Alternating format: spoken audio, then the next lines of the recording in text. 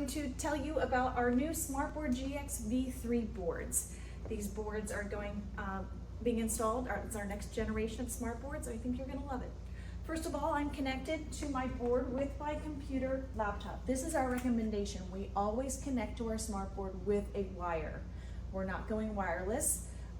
Just FYI, it's more reliable, network security, all those things. So you want to connect your SMARTboard with these two wires. The HDMI gives you picture and sound, and the USB gives you touch. So I'm plugged right in here. I also have a document camera in the mix, one of these at Pivos. And what I love about this document camera is that I can just plug directly into the board. If you don't want this USB port filled, or you think this is too much cord, you could even stick it into a USB port in the back. Moving along, I'm in Smart Notebook software, but you have to make sure that you are updated to Smart Notebook 24. Things just won't work right if you don't, and I actually learned that the hard way. So if you're not sure what version you're on, once you open up Smart Notebook, you can click on Help, and you can check for updates and activation. Another thing worth noting is down in the bottom notification area, if you click this little up arrow, there's we call it the powdered donut. If you click on that, you double click on that, you'll see there's some different options here. Make sure that you show Smart Inking Tool. That's something you're gonna need later on, especially when you're on the web. So two things, updated software and show Smart Inking Tools in the bottom. All right, so along the bottom of this board are some buttons. You have a power button, a home screen. That's what I just pressed to get to this Android home screen. You have it looks like two lines. That's a freeze button, so you can hold that down to freeze your screen just like you did with your old SMARTboards. There's also a freeze button on your smart remote, and then you have volume buttons there as well. So first thing I want to share is this whiteboard feature. So this is just a generic whiteboard. This is not something that you would have used. It's not for lesson delivery. This is more, I just need a piece of paper on the fly. You can notice I've been playing around with this, but if I needed to erase, I could use the side of my hand or the palm of my hand. So it's super easy to erase. The thing I like the most about this whiteboard is down here under pair mode, I can have up to 4 students up here at one time, and they all can have their own color ink, and they could show various ways to solve a problem. I could see this being used in math quite a bit. So that's that feature. Let me get out of there. Exit. You could save it, but I'm not going to. Now I'm back to that home screen. So in addition to the whiteboard, we also have a browser. This is, I think it allows up to 5 tabs. Don't quote me on that, but it's a simple browser if you need to get to a URL. But for the most part, again, you're going to be using your computer and your computer's Chrome browser more so than this one. But this is nice that it's here. This might be also very helpful when you have a substitute in the room, because then they wouldn't have to have your computer in the mix. Back to home. Screen share. We are not supporting screen share due to security reasons. So we really want you to connect your computer to your SMARTboard for lesson delivery. Then that's what we're going to support. Moving on, we have apps. This camera app, I clicked and I drug it out because that's going to be very important later.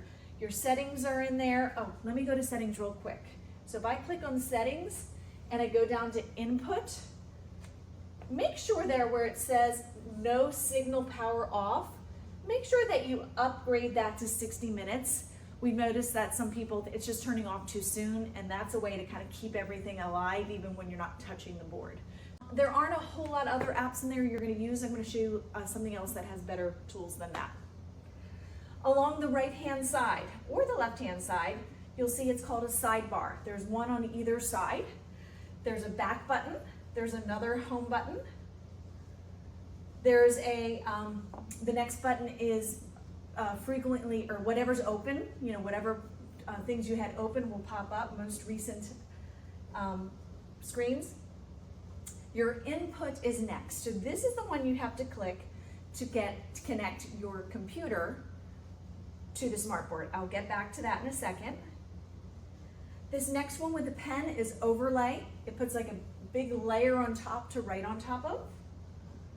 The next one down is screen capture.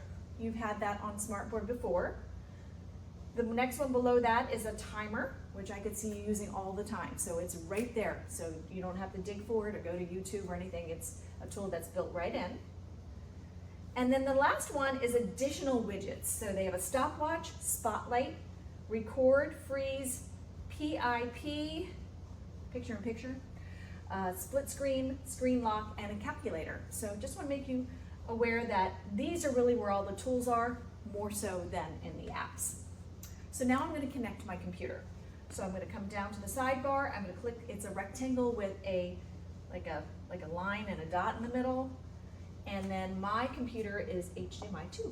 So I'm going to now display my computer. Right now I'm in Smart Notebook. So I can pick up my tools. I can write. I can, still with the pen in my hand, I can make shapes. In the old days, we always had to put our pen back. This is nice because it knows when I'm a shape and when I'm a pen. So that's really nice. So I know you know Smart Notebook for the most part, but you know, you just always can erase with your hand. Of course, shapes you always have to delete. Delete, okay? But that's Smart Notebook. Oh, if you want to advance, it's a flick. So that is the one thing. You can flick to get to the, and even with Google Slides, it's a flicking motion to get to the next one. And the other thing that's pretty cool is that because it's multi-touch, you can do zooming. So you can take your fingers and you can move things out more like a different type of motion that maybe that you couldn't do before. So keep that in mind.